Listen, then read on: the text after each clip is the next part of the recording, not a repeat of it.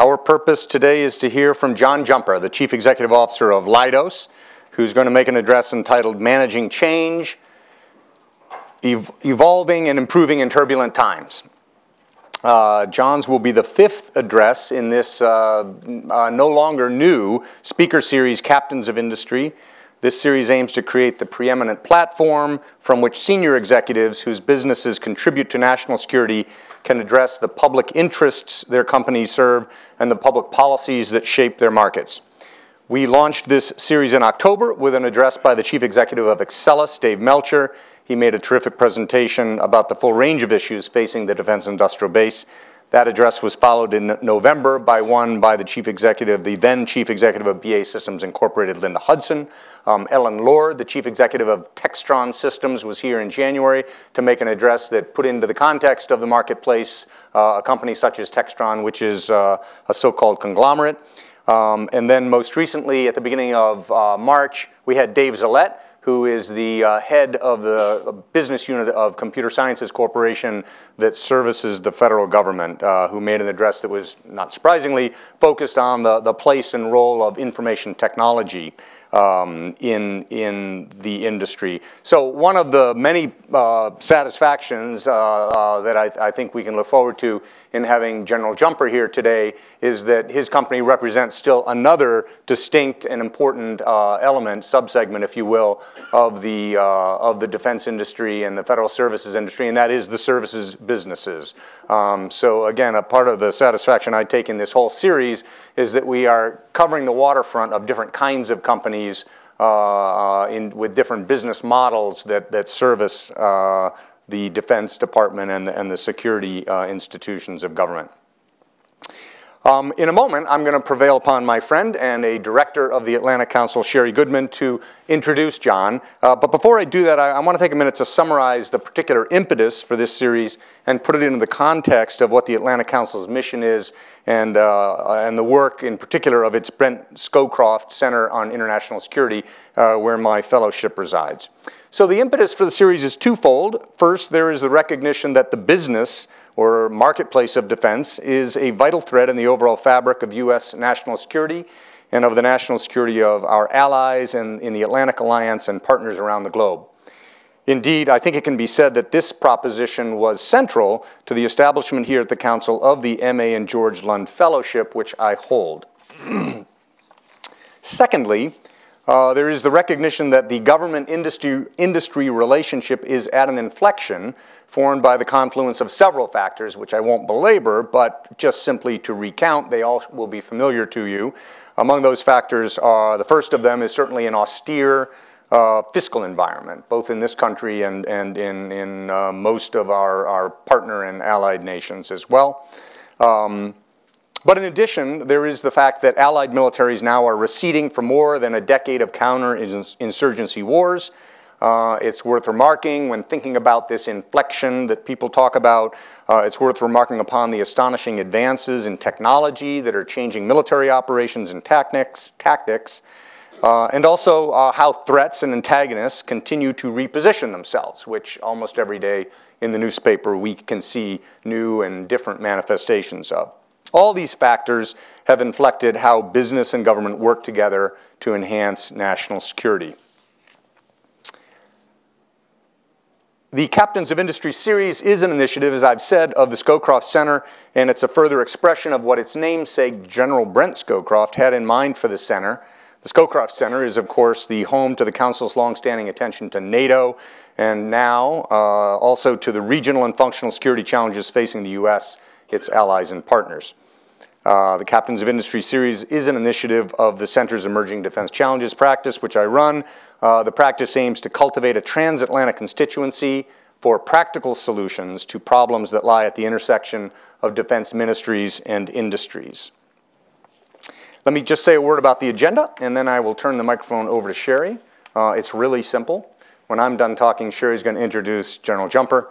General Jumper is going to make an address here, and then I will join him on the stage for a conversation, and both between ourselves and with those of you in the audience who would like to partake in it. With that, I will introduce, however briefly, Sherry Goodman. Sherry is, I want to get her title at CNA correct. She's the Senior Vice President, General Counsel, and Corporate Secretary of the CNA Corporation. She is also, as I've mentioned, a director here at the Atlanta Council and serves on the Executive Committee. I'm grateful for her to come here and introduce John. Thanks, Sherry. Thank you, Steve. Thank you, Steve, and welcome this morning. It's indeed an honor and a privilege to introduce General John Jumper, Chairman and CEO of Leidos, and formerly Chairman and CEO of SAIC, from which Leidos was created in 2013. General Jumper, or Johnny, as he also goes by, has held the highest positions in both the U.S. military and in industry. He is considered an expert in the aerospace, defense, industrial, transportation, and automotive business sectors. He has served on the boards of a number of Fortune 500 companies, as well as on a variety of nonprofit boards, including the Atlantic Council's International Advisory Board. In industry, General Jumper has led one of the pioneering professional services firms, SAIC, since joining SAIC's board in 2007, 2 years after he retired from 39 years in the United States Air Force. He became chair of the board in 2012 and CEO the same year. He has ably led the transition of SAIC to separate into two firms, Leidos, a science and technology solutions business, and SAIC, now a technical engineering and enterprise IT business. These firms, though now adjusting to the headwinds of a downsizing, sequestered defense budget, like the rest of defense industry, were the original leaders of their kind, providing analysis and services that have become accepted force enablers today. I actually began my career at SAIC, serving 2 years between college and law school. I won't tell you when that was, but it was a long time ago.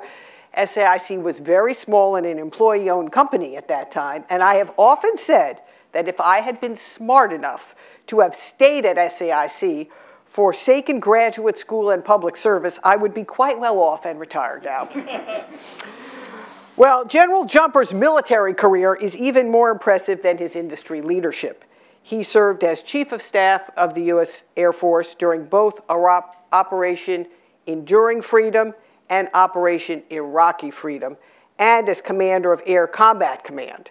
Perhaps his most difficult Pentagon assignment was as military assistant to two Secretaries of Defense, Dick Cheney and Les Aspin. Now, you can't imagine two more different Secretaries of Defense. That's where I got to know General Jumper, who always brought military precision and timing to the otherwise tardy schedules of some OSD leaders, including Les Aspin. Of course, being a command pilot with 5,000 flying hours, including 1,400 combat hours, didn't hurt Jumper's precision timing. The OSD staff knew to jump when Jumper came calling. His combat experience has come in handy in the private sector, too. I'm referring to the important skills he learned as an Air Force officer. I have it on good authority that he once used a curbing machine to concrete curb his boss's car, who was in the office instead of Sunday golfing. Now, we all know that golfing is sacrosanct in the Air Force, but I'll bet no one did that to the boss at SAIC or Leidos. On a serious note, I also have it on good authority that General Jumper was probably the best published instructor the Air Force Weapons School has ever had, and is considered the father of realistic training, as well as the real force behind unmanned operations in the Air Force. That makes General Jumper one of our greatest operational thinkers and combat leaders. Although General Jumper is stepping down as CEO of Leidos, he will remain chairman of the board following the transition. While he may be nearing the end of his operational career at Leidos, it's clearly not the end of his many decades of superb leadership, both in uniform and out. Welcome to the Atlantic Council, Jim. Thank you, Sherry. That was very kind. Thank you very much. Bless your heart. Bless your heart. Well, that was very kind. Thank you very much. I wish my mother was here so she could hear that. It is a pleasure to be here and to see many familiar faces in the crowd, and thank you all for coming today. My company, Leidos, has been through 2 years of very difficult process change in the form of a spin-off, a separation. And so I'm going to talk to you a little bit today about, it's a story about a great company. It's a story about opportunity, about human nature and the dynamics of change that's required to address the reality of the times that we're in, that all sort of fell upon us at one time. An interesting story. Leidos was born, as Sherry mentioned, of a great company called SAIC, founded by Dr. Bob Beister back in 1969. His model was an employee-owned model, entrepreneurial in spirit. You hire interesting people and they build interesting businesses and they get intimate with their customer and they keep their customer happy, and as long as you bring in revenue, you're one of the team. It doesn't have to be a lot of revenue, but you know, enough to keep the company going. But the most important thing was to do interesting work. And the company evolved over time. It was a good model at the time. The company evolved into what I call 1,000 flowers blooming. People started businesses. They ran them out of their garage. If you wanted to go compete with somebody else in SAIC, you were welcome to do so. If you take their business, it was a Darwinian sort of environment.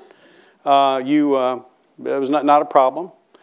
And as the company grew, it became so diverse that everybody was hiring their own support, their own overhead, their own IT, inventing their own support mechanisms. And it came to the point that in order to conform with all the regulations, in order to get any efficiencies at all, the company began to suffer under the weight of its own overhead.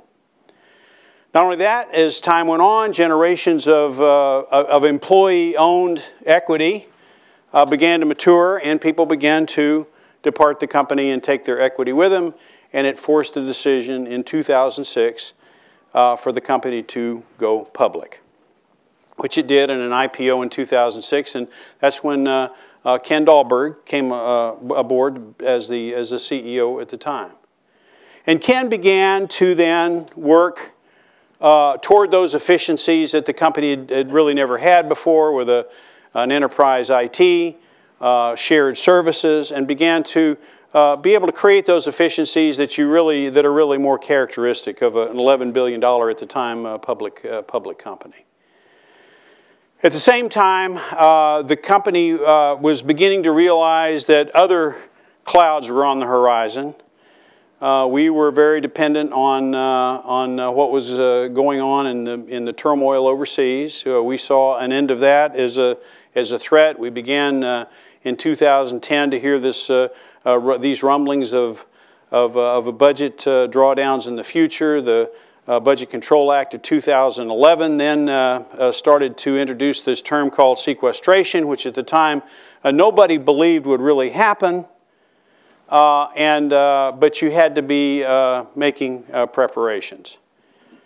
At the same time, we had grown over these years this internal issue of organizational conflict of interest, where between the services side of the company and the solution side of the company, you had conflicting interests with, an example is two people sitting behind a workstation on an electronic warfare range, evaluating electronic warfare equipment on aircraft, meant that you couldn't bid on any of the hardware or any of the pieces of software development that went into that electronic warfare. So you're opting out of multiple tens of billions of dollars worth of potential business because you had 3 or 4 people over there evaluating. The same was true in other segments of the Department of Defense, where you had people helping write requirements or helping submit bids, etc., that conflicted you out of vast opportunities.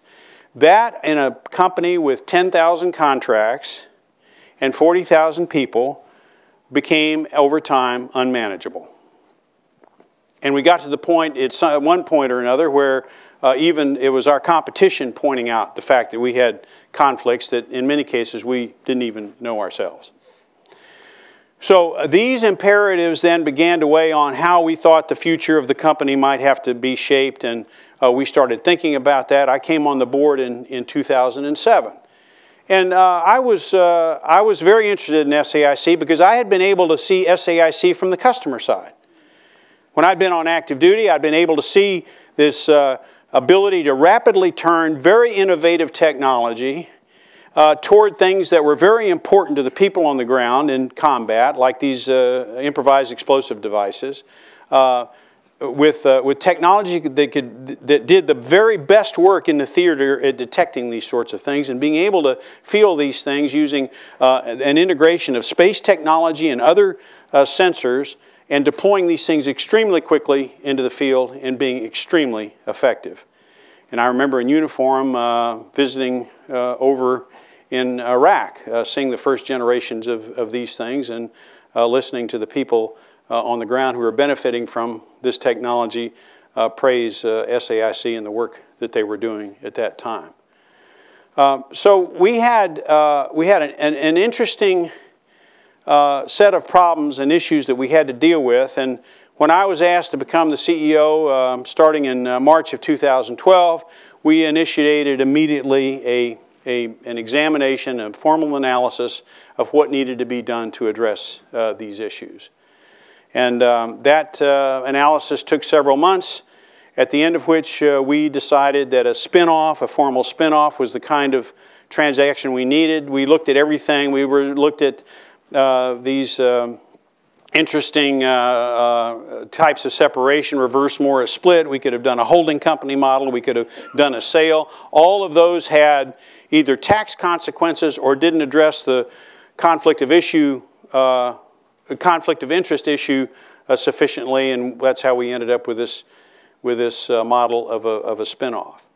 Now, if you're familiar with these sorts of business transactions, we have seen several of the large primes actually spin off their services businesses before we did. The difference was that in the case of the large primes, this was usually just a very small percentage of their business and made no difference to the business model of the other part of the company. In our case, this separation was a 60-40 split. And of course, it was to the benefit of both sides, the solution side and the services side, to do everything we possibly could as we created this transaction to make sure that the other side was viable, because as we split, shareholders would have an interest in both sides, and a significant interest in both sides. So that kept us motivated in the right direction. That was very helpful to getting through the thousands of transactions that we had to get through to get to a decision. And the way that we organized the separation was we started a project. And not surprisingly, being a government services company, we treated this project like a government project. We created, using the same decision matrices we used to run a government program, the same decision-loaded network, the same decision matrices, and we came up with about 17,000 decision points that we had to complete in order to get through the transaction. With all the dependencies that flowed down in a very formal way, we put two of our best program managers in charge of this, and the effort was led by our COO. We had regular meetings, we had progress reports, we went down the decisions, and we had decisions on everything from how we were going to novate contracts, access to contract vehicles, but the hardest decision was, what are we going to name the new company? If you ever have a choice between a root canal and naming a company, take the root canal. It was arguably the hardest thing that we did. And so we hired a very well-known branding firm out of New York, and they came, and I've got a company full of engineers and scientists. They are different than the sort of touchy-feely branding types that walk through the door when you're doing an event like this, and they want to know how you feel about things, you know, and scientists and engineers aren't that anxious to talk about in those terms. But we got through all of that, and the company's name emerged based on the physical principles of a kaleidoscope. And Leidos is now everybody in the company knows how to spell kaleidoscope, which they never knew how to do before, because the middle part of the name comes out of the middle part of that word. But it signifies the things that we think are of importance both to the government side of our business and to the commercial side of our business. And the branding, I think, gets traction on both sides. Another interesting aspect of the company, of course, is the commercial side. We have a little bit less than $1 billion health business and about $1 billion engineering business is part of Leidos. And our health business is one that principally has to do with electronic healthcare records implementation. And our engineering business runs the gamut of engineering specialties, but they're particularly good at renewable energy. We have a biomass plant and several geothermal plants that we built, but we also have a remediation business and other interesting things that we do as part of our engineering business. And typical of the way SAIC and now Leidos operates, one of the interesting things that's happened in the engineering business is that we started off many years ago working for Anheuser-Busch, sort of doing control functions for their assembly lines for their beer cans. And that business and affiliation grew over time because we were very good and we were very efficient. They came to us and said, can you help us then now design and install the next generation of assembly line, which we did. Can you then help us design the next generation of beer can?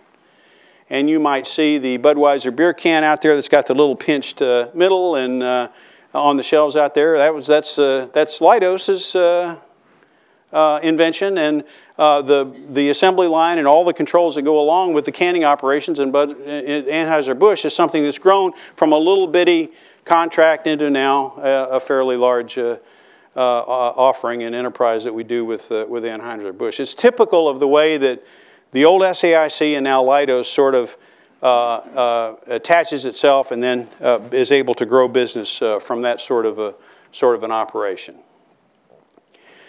We went through this transaction, and my job in all of this was to take advantage of the skills that I had developed over years in the military, mainly that have to do with change management. You know, in the U.S. military, when it's time to go to war, you don't fight from home. First thing you do is pack all of your stuff up. Then you move it halfway around the world, and you sit it down in a place that probably most of the people have never been before, and you shove it inside a coalition operation that has probably just been thrown together quickly, and you have to be able to turn yourself around and ready to go fight in 72 hours. There's no more challenge to change management than that kind of an operation. And of course, you have to organize yourself properly, and you have to be you have to have the right people around you. You have to have great patience and endurance, and you have to be able to keep in the case of Leidos, you had to, in SAIC, keep the board of directors aligned, keep the employees from being overly nervous about what's going on, keep the management team aligned, and the investors as well. Keeping all those aligned as you go through the ups and downs and the multiple crises that you face during this very extensive and complex process, having to deal with the defense contracting agencies, the defense audit agencies, through all of this was something that just required the sort of leadership and alignment that I had done for my career. And now as we look forward to the future, you know, we still do very interesting things in Leidos. It never ceases to amaze me. We talk about it all the time in our meetings. You know, another thing that we find out that we do that in some cases we didn't even know that we did. And I know that one of the things that we're very proud of in Leidos that we do is at the National Cancer Institute. We are the federally funded research and development corporation for the National Cancer Institute. And we have, as Leidos employees, over 200 world-renowned researchers, cancer researchers that work for us in Frederick, Maryland, in a modern facility. And when you go there and see what these people do, it makes you excited and proud about the company that you're a part of. Now these folks, you go there and I sit around and sort of nod knowingly, but I went to dedicate this building the first week I was the CEO, and I quite frankly didn't really know all that we did there. So I get in the car and I drive up there, and SAIC at the time, now Leidos, is very understated about their accomplishments. And I remember driving up there, and we're going to this this building to dedicate, where the congressional delegation's supposed to be there, and we drive up into this complex, this industrial complex up at Frederick, and we drive in there, and you know, I'm looking around, it's mostly empty. At the end of the far end, there's this big giant thing that looks like a nuclear power plant, but I'm looking around for something much more modest. And I said, well, where are we going? Where are we going there? I said, to that big giant thing over there? Yeah, that's where we're going. I said, you got to be kidding me. So we drive up. There's 1,000 people lined up waiting to get in for the dedication of this thing. And we walk in there, the whole congressional delegation is there, and the head of the National Institute of Health and the NCI head is there, and we're the congressmen and the senators, and we're all lined up there, and I get up there and I'm asked to cut the ribbon. This is about my third day on the job. I asked to cut the ribbon. I'm walking around saying, yep, that's us. Yeah, I'm done. I'm not having a club. I'm like a hog staring at a wristwatch saying, golly. And we get up there and we cut the ribbon, you know, and the guy who runs the National Institute of Health, all teary-eyed, stands up and says, ladies and gentlemen, the cure to cancer is going to be found in this building. Thank you, SAIC.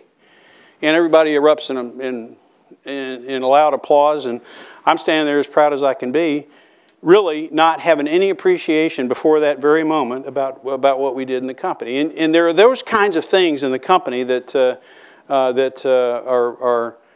going on all the time that we are extremely, extremely proud of. And you know, you get some of these research scientists in the room when I'm giving out awards for papers at the end of the year and research at the end of the year. I have to have somebody come up and help me read the name of the paper I'm giving the award for, because there's no word in there with less than 48 letters in it, and I can't pronounce them anyway. So anyway, this is the sort of excitement that we've always generated in the company, and it's still there. And as we look out on the horizon, I'll just close by giving you just a few minutes of what I believe. I think we're in dangerous times. You know, I remember the drawdowns of the 90s. Sherry and I were there during that period of time. The Cold War was over, and there was every expectation, right or wrong, that the overall threat, the global threat, was decreasing. And you know, I've heard actually Wes Bush from Northrop Grumman remark on these on those days. If you fast forward to where we are right now, and you look at the decreases in the defense budget, again, this is these are remarks I've heard from Wes Bush. If you look forward now to where we are, fast forward to where we are now, there is really no decrease in the threat that goes along with the sort of cuts that we're seeing in our budgets. And so I do worry that we are going to be ill-prepared with the right set of options, especially a strong conventional deterrent, for the President to make decisions and have options before we take too many steps to take ourselves down too far. It's a worry. Having said that, it's hard to argue that for about $450 billion a year, we can't provide adequate defense for the nation. We do have to prioritize properly, and one of the other worries I have is that the effects of sequestration don't allow that sort of prioritization. Hopefully we are beyond, there are at least the budget decisions that have been made in the last several months will allow us to get back to the right kind of prioritization and the right kind of deliberation and allow us to stop the sort of senseless salami slicing of programs and capabilities. And we hope that we see that. We haven't seen it yet. It's a worry for us all in the industry, and we're all doing everything we can to be ready for it. I think that the next generation of military capability is going to be really more about how we integrate the stuff that we already have. I think the traditional notions of modernization by replacing individual platforms with single capabilities, I think those days are over. We've got to be much more clever than that, much more inventive than that. And I'm not sure that our acquisition system that goes by budget line items is prepared to transition to that sort of, I would say, more agile approach to the way we buy things. Still in Leidos and our company, we're doing everything we can to keep our agility up, to be as flexible as we can. We've all coming through difficult times in our industry. All of my colleagues that I talked to, who were my fellow CEOs, are going through the same thing, and we're all prepared as best we can to see ourselves through it and be able to react to our customers in ways that they expect us to react, and also to fulfill the promise that we all make to make the best technology available to the people who are in harm's way, and to our other customers, both federal and commercial. So I thank you for the opportunity to talk to you today, and I'd be glad to take any questions that we might have. Thank you. That's great, John. Thank you very much. You bet. We will do that. Why don't you sit there? Okay, good. Actually, I guess we have to sit in these chairs. I got my name tag. I know where to sit. They are so designated. Thank you. Thanks very much. I mean, I think your remarks, spanning as they did the experience of your own companies, to some degree your own career, and with your remarks toward the tail end about the public policy issues ranging from war and peace to acquisition, exemplify what this series is about, and the range of important topics that chief executive officers with interest in national security, whose businesses have interest in national security, have an important voice to express. So we have about 40 minutes, plenty of time, I think, to develop these ideas that John already has put on the table, and maybe others you in the audience have. I'm going to exercise the prerogative of the moderator here to get the ball rolling with a couple of things that, that are on my mind. So one of them is I want to go back to the beginning of your conversation, where you explained the rationale for the division of the company into two pieces. And it had a strong impetus in the organizational conflict of interest regulations. I understand that.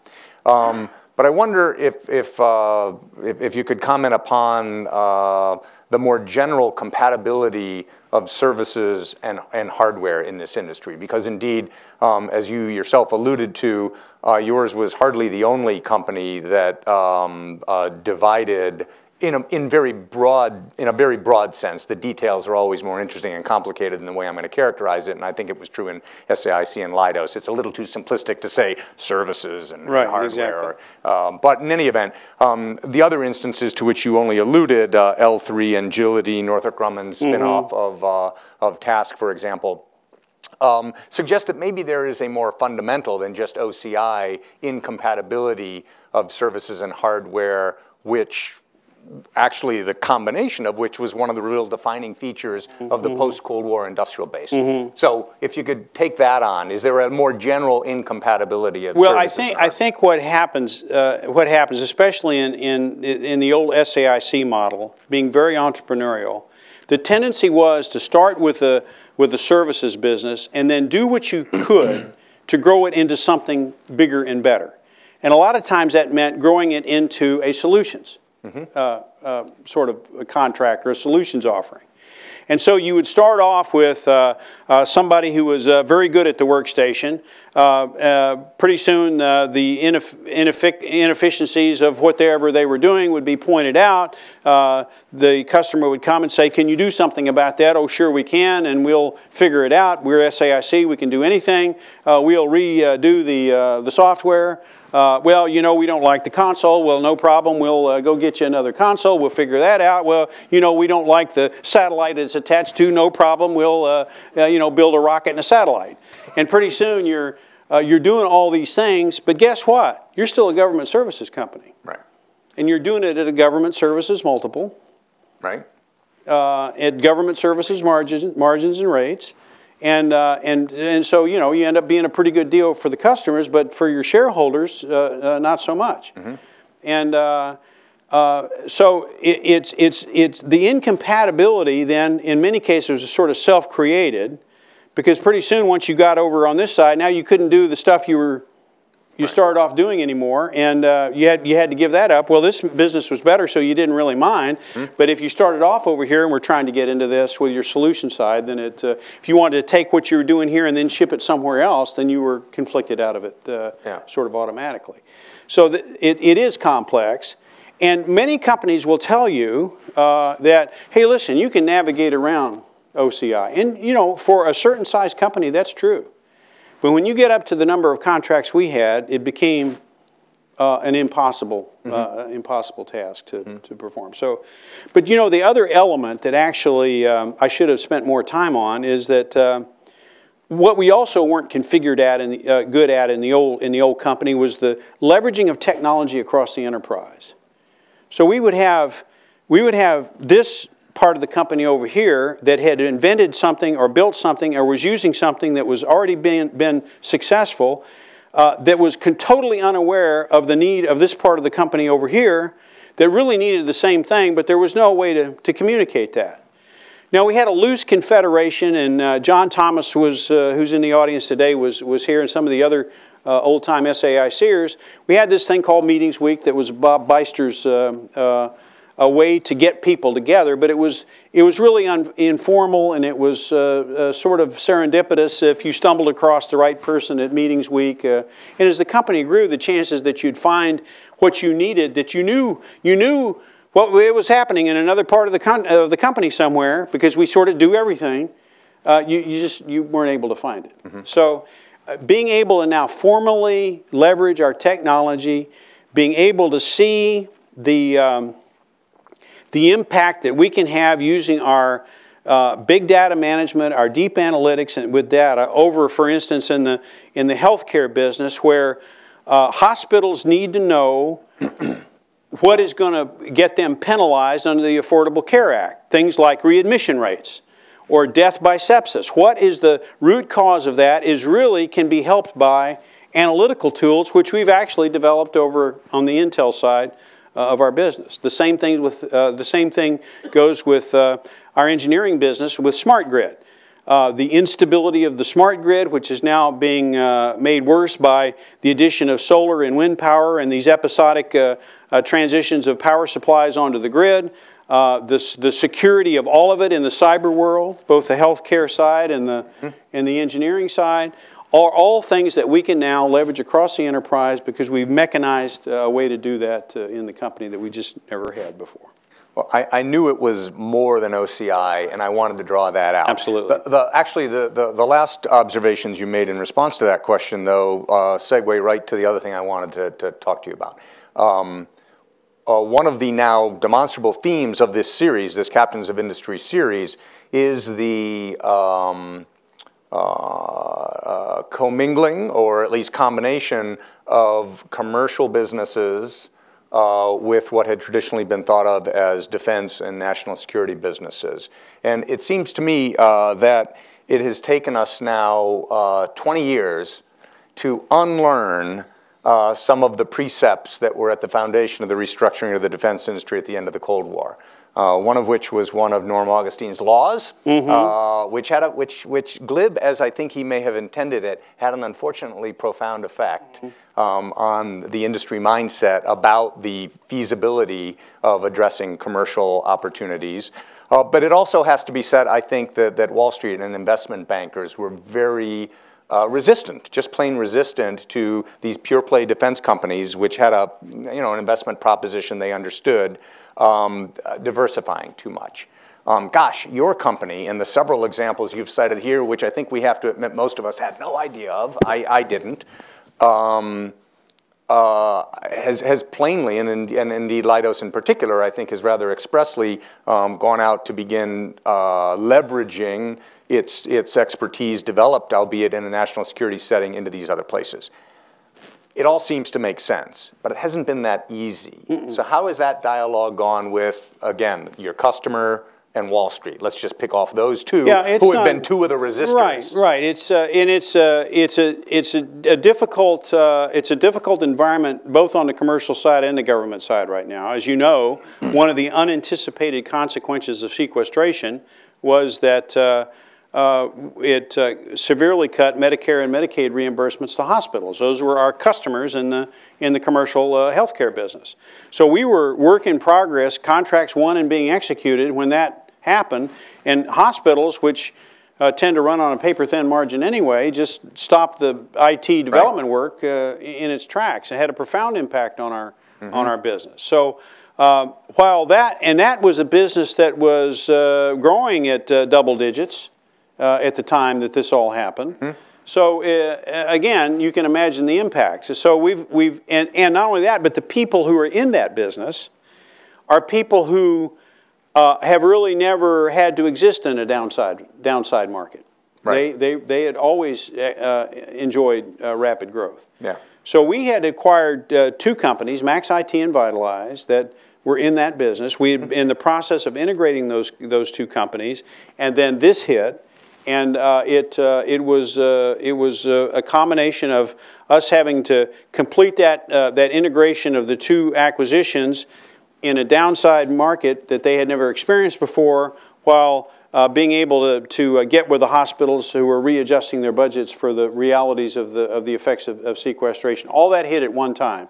By the way, it hit at about the time that the government shutdown took place, when the government went to sleep, and then when it opened its eyes up again. We were now Leidos. This is right there at the time that this was days after our official separation. Right. We had to get them used to the new name, et cetera. So this is what really impacted our performance sort of at the end of our fiscal year 14. And but the prospect of being able to take a health business, which, by the way, SAIC was in for 25 years. This was not something that we leapt into because we saw sequestration coming. But it was a secret. Yeah, well, it was. But it was.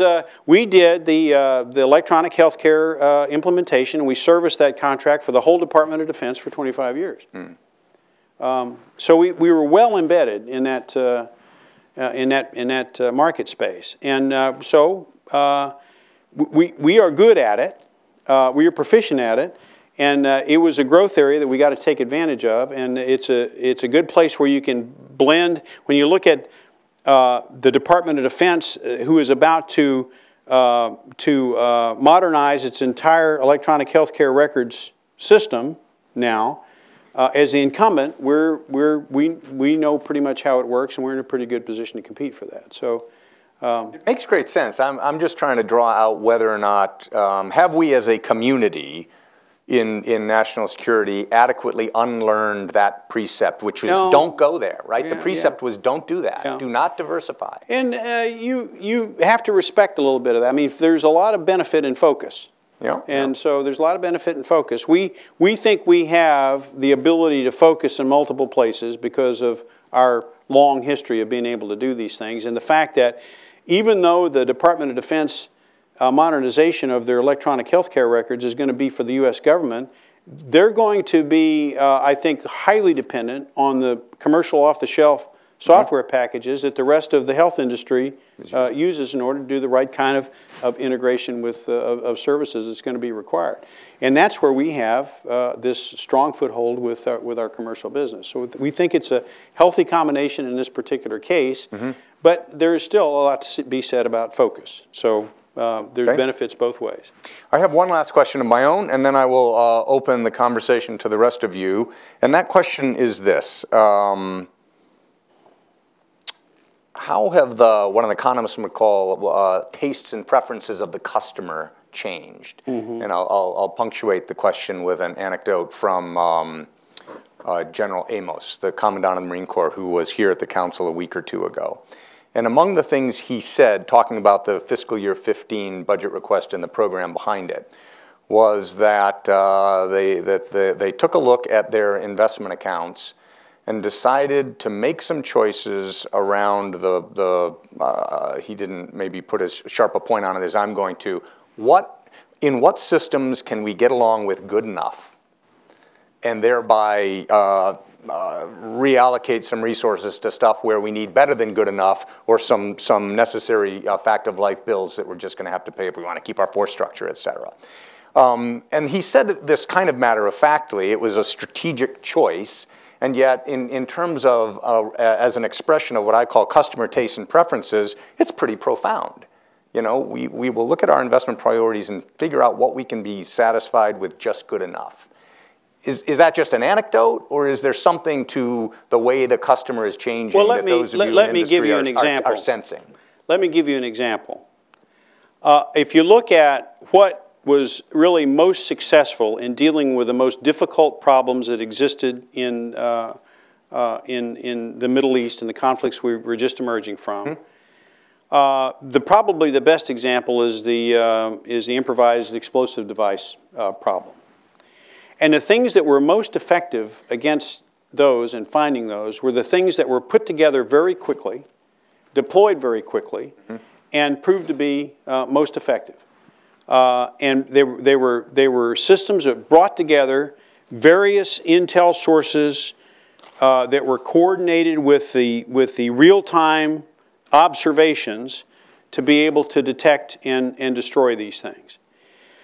These ended up being reliable systems that flew at reliable rates in the hands of people who were certainly trained in normal ways, and provide for me an example of perhaps how we ought to think about normal acquisition.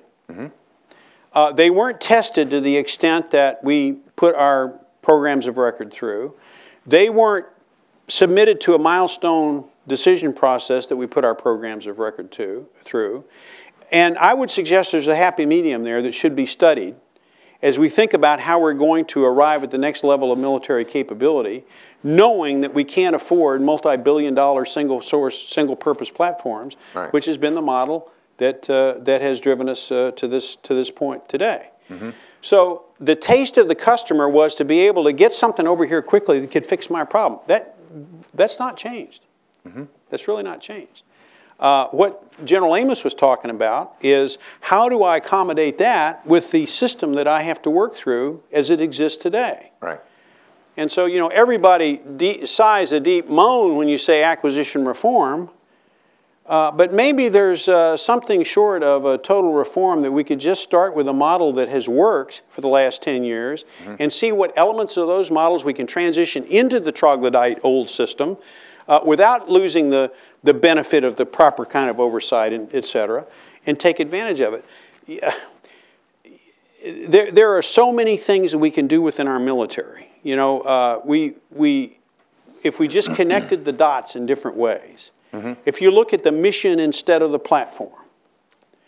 One of the examples I used, and you know, the Air Force has a long and not so glorious history with the tanker. But the original concept of the tanker when we first started off was that of a smart tanker that took advantage of the fact that when we put tankers up there in combat operations, we put them up as close to the enemy as we possibly can, and they're refueling short-legged fighters going in and out of the area. They sit up there, they're full of fuel, and everybody thinks that the whole fuselage is full of fuel. It's not. It's under the belly because of the weight. But the whole fuselage is empty. Why don't we put electronic listening devices? Why don't we put other sorts of ways that enable the rest of the warfight by virtue of the fact that that platform is sitting there because it's a tanker. Yeah, it's a tanker. But if you go to the analysts and the people who make the decisions, they would call that gold plating. You could have common data relay on all of these platforms. You could have you could relieve the stress on satellites by having just a simple IP address on each of these platforms that orbit 24/7, doing their job. They're always there. You could save billions of dollars in other places by just taking advantage of where the platform is in the airspace. Mm-hmm.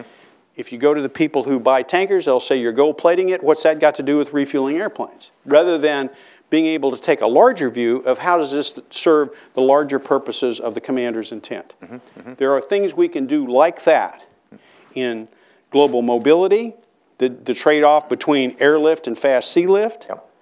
That don't get considered at the sort of strategic level that would allow you to do the trade-offs because of ownership and parochialism. Yeah. Excellent. We now will open this up to questions. I will make just a couple observations so that everybody stays on course here. This is an on-the-record conversation. As befits an on-the-record conversation, I would appreciate it if you would stand, wait for a microphone to be put in your hand, and introduce your name and affiliation before we take your question. There's a question right here, which that microphone, if it catches up with you, we can take on. Thank you. I am Walter Statler. My background is foreign service for 30-plus years, but in addition to that, I started wearing a U.S. Army uniform at the age of 14 in high school and whatnot, and I did serve as an Army intelligence officer and have been with National Defense University for quite a number of years. My question, John, is how do you make use of technologies that are developed or were developed some time ago outside the borders of the United States? Is there a way? And to come back to IEDs, I remember a few years ago seeing the new vehicle that was going to be absolutely impervious to IEDs. Mm. It was a monster, and when I discovered what the price of these things was, I recall in South Africa, at the time that I was there, that the South African military were using a fairly straightforward, simple, almost simplistic vehicle, V-shaped, and when a bomb struck, it shook the vehicle, but as I was told, very few military were lost at that time. Mm-hmm, mm-hmm. I presume at that time, which was in the 80s, that our defense attaché reported all of this, but I wonder to what degree, there is a record of this type of thing, and was there any use, and I use this just an example, for that type of technology, if you want to call it that, to be incorporated in some kind of more cost-effective type of program? Well, actually, Mr. Ambassador, the MRAP, and there will be people here with ground experience better than mine, but we in the company we have some experience with MRAP. MRAP actually did employ some of that kind of deflective technology as a protective device, without building a vehicle that was the 70-ton type that is got armor so thick that it can't cross a bridge or use the roads, the local roads. So, yes, there is that sort of stuff that happens. And by the way, the technology in other countries, because we've guarded our technology so well, the technology in other countries is emerging and in some cases catching up with ours. So that there are more interesting offers in technologies available that can be looked at. Other questions? Sandra. Thank you. Sandra Irwin with National Defense Magazine. I wanted to ask you a little bit of an Air Force procurement question. After the Secretary Gates' memoirs came out, there's been a little bit of a discussion among some of your fellow Air Force generals about the F-22 and whether it was a bad decision to terminate it because of the problems that are now happening with F-35, and people are saying, what if the F-22 had stayed on and now there would be an airplane that would be cheaper and available. So what are your thoughts on that issue? Well, I've got to be very careful here. I'm here with my Leidos hat today, and as a government CEO of a government contracting company, I've got to be very respectful of. I know a lot about that, but this is not the forum for me to opine on the F-22 versus the F-35. I spent a lot of time dealing with that on active duty, but it's probably not appropriate for me to talk specifically about that in this forum. Fair enough. I'm sorry. Fair enough. Right there. Welcome, General Jumper. Hi, Francis. Hi, how are you? Francis Cook. I'd like to ask you to reflect a bit on the defense services industry in this country. It's become behemoth because of the two wars. They're winding down. I think outsiders looking in have been shocked at a couple of things. One is the level of corruption that we've seen in Afghanistan and Iraq. And the other is the level of incompetence. What a very small company obviously does security clearances and took a night guard at NSA and ended up with the keys to the kingdom, and we know the consequences. There's no right or wrong answer to this, but are there lessons learned by this? It's a huge industry in this country. Yeah, it is. And people on the outside have been really just disgusted. There's a reason we have inspectors generals all over the place. It's usually for the defense services company. A lot of them are staffed by former military, which is the part that I find very shocking. But they've served the country badly. They've cost us a fortune. And I think there has to be some lessons learned at this point coming out of these two wars for the whole defense services sector. And I'd like you to reflect on that for us. It's very good. It's a very good point, Francis. You know, I reflect back on the beginning of these conflicts and the fact that you rush into these areas. I remember the Kosovo crisis. You rush into these areas. You have to get your people deployed and bedded down. You have to get all this done. And, quite frankly, the peacetime rules in those situations were not always adhered to because of the expediency of the moment. And to the extent that that might have been the precedent for bad habits, I think that we probably worked very hard in the services industry, the people who did that sort of stuff, to correct that. And again, I was on the customer end of these sorts of things. I think today that it's the responsibility of people like me, people like Leidos, companies like Leidos, to make sure that you have set the conditions for a workplace that is seized with the necessity of ethical behavior, that is got the warnings in place, so that any exception to ethical behavior stands out and is caught and dealt with right away. We all have, when you got a company or with 40, 50, 60,000 people in it, you can't guarantee the integrity of each one of those people. You have to deal with that inevitable 1%. But if you can get the 99% being the watchdogs for you because of the conditions and the values that you set in place in the company, it's just like the military. You expect the right kind of behavior. You expect people to react the way they're supposed to, and you expect them not to tolerate that sort of behavior in your ranks.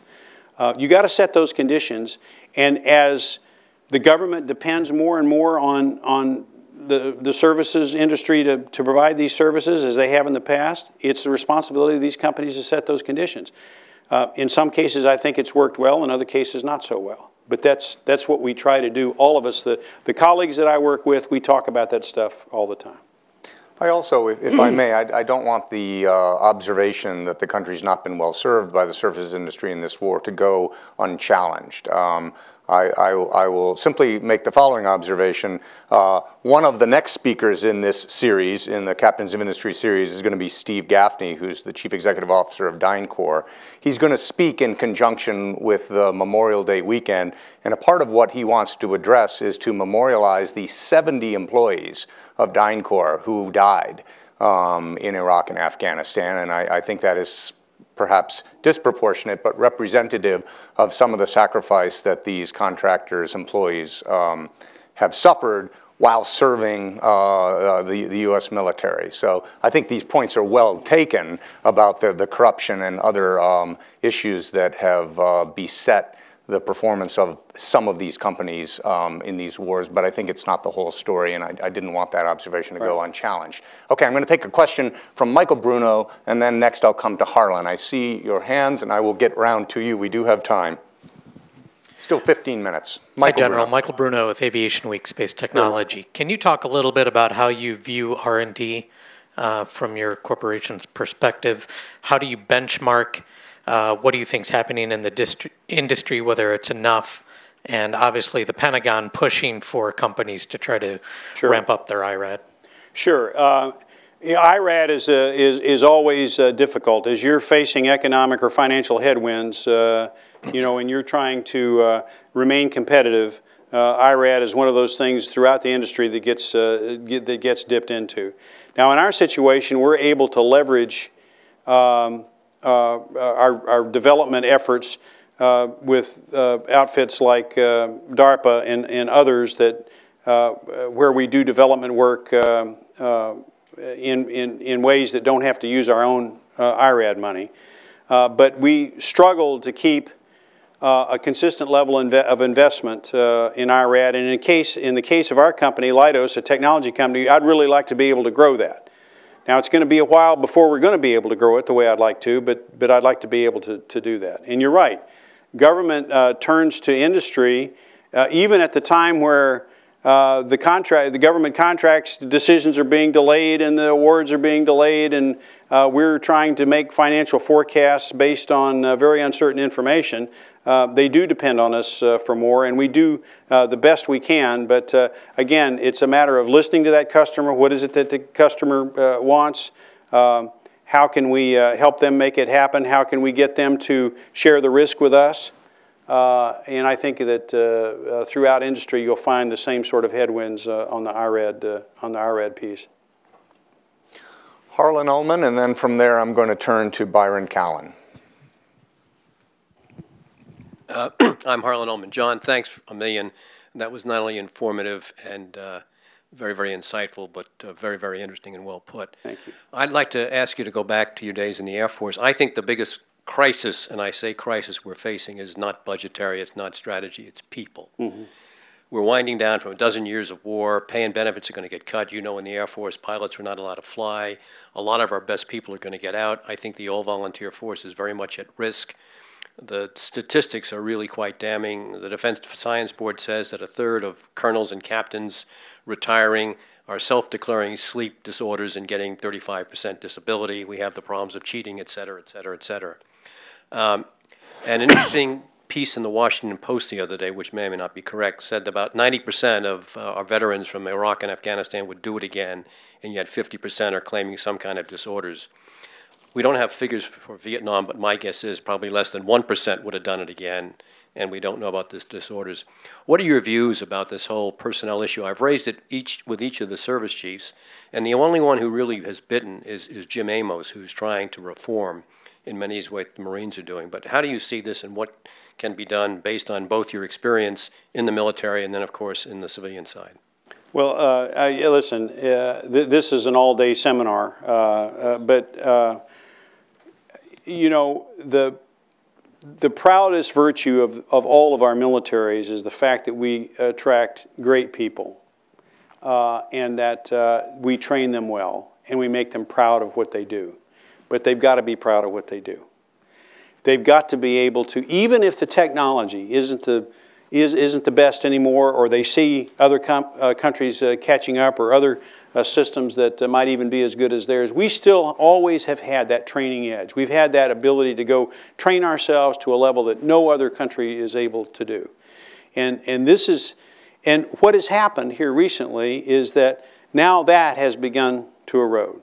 And that's the morale impact, and I'm sure that Jim Amos was talking about. And so how do you keep that level of inspiration high in a situation where you are suffering not only the technology side, but the training side? I think, you know, as we've been able to recover a little of the budget, you see some of the training stuff coming back, but I think that's got to be the priority. We've got to put the training back in. You know, I went out to Nellis Air Force Base, was my wing command out there. I watched the PhD level of our combat capability, the weapons schools, shut down.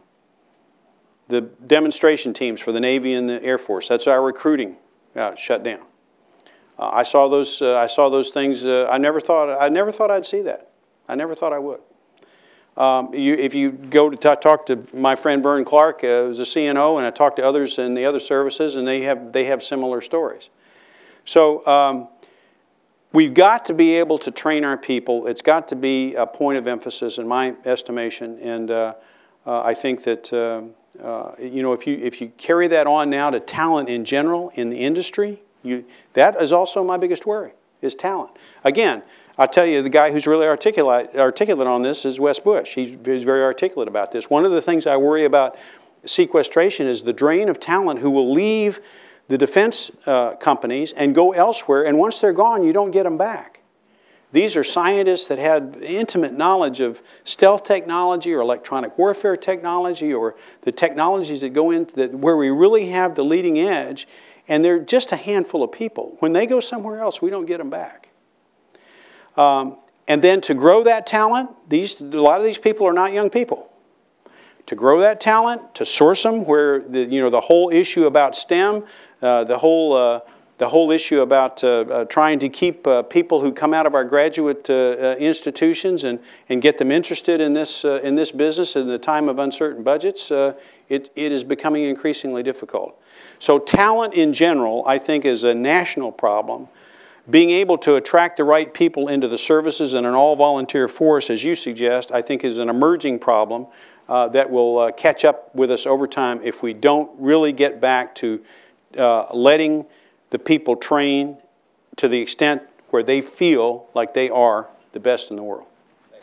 This is another of the themes now running through all 5 and 6 of the addresses here we've had on this in this series, this brain drain, for lack of a better short thing to call it.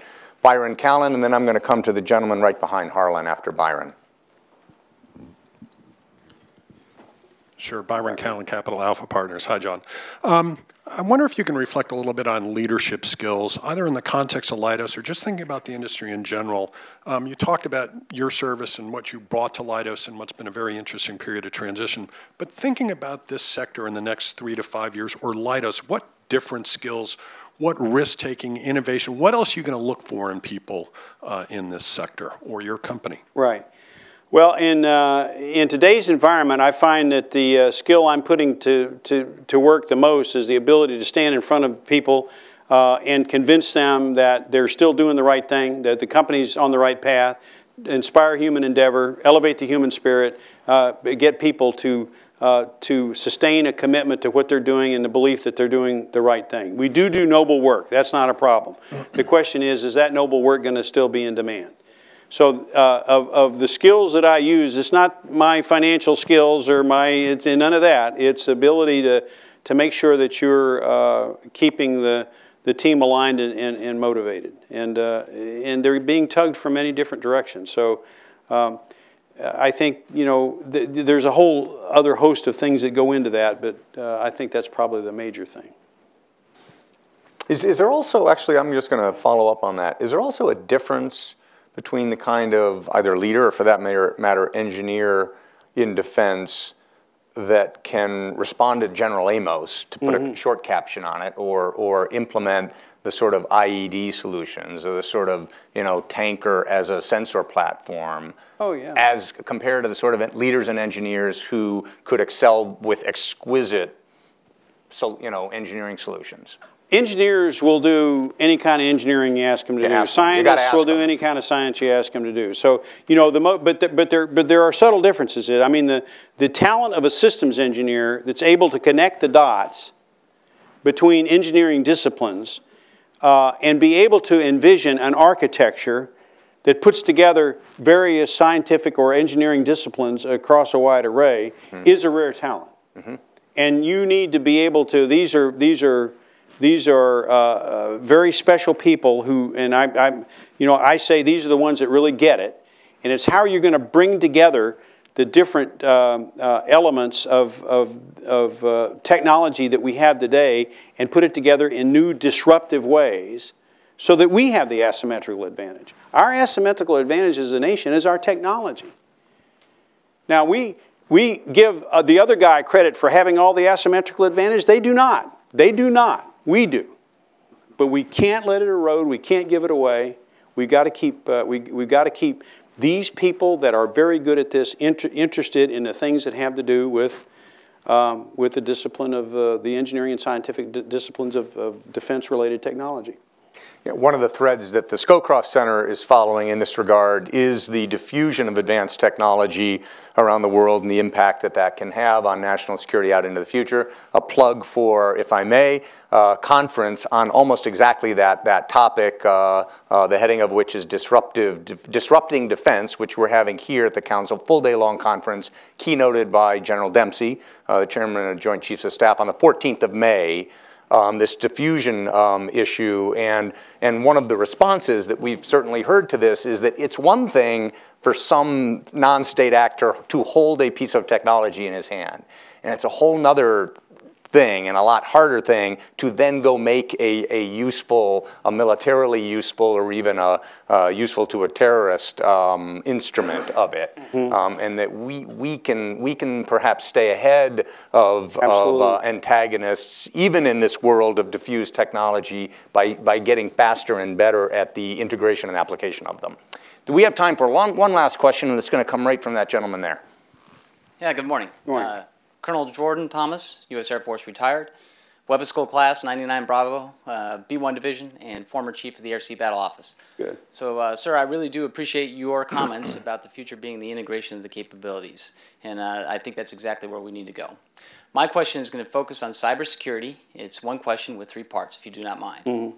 We keep hearing that cybersecurity is now a C-suite issue, that it needs to come up to the boards.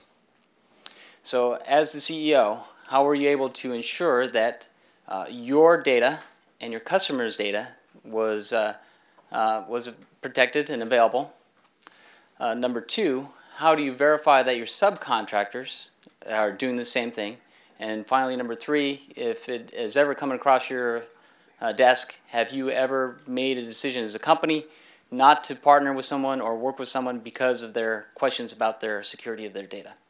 Right. Well, you know, the whole C-suite thing, there's nobody in any C-suite today that's not seized with the cyber issue. And the question is, what do you do about it? You know, we are all extremely confused about even precise definitions of cyber. We have companies out there that have relabeled everything that used to be IT, now they call it cyber. You know, what is the real world of cyber? Who's in charge? And what is the government's responsibility?